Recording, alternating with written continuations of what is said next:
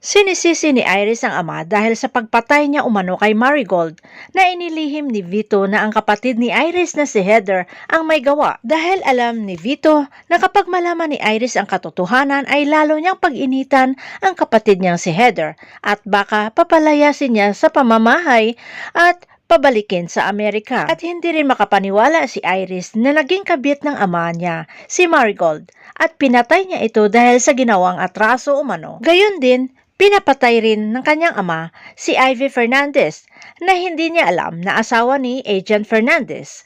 Kaya hindi rin sila tinitigilan ng Inlea agent. Kaya nagagalit itong si Iris na kung bakit pinapapatay ng kanyang ama ang lahat ng may atraso sa kanya. Pati na rin ang gustong kumalas sa kanilang grupo.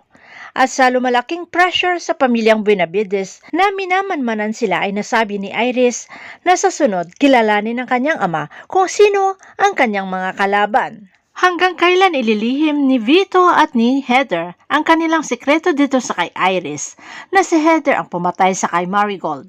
Abangan na lang natin ang susunod na episode dito sa Lavender Fields.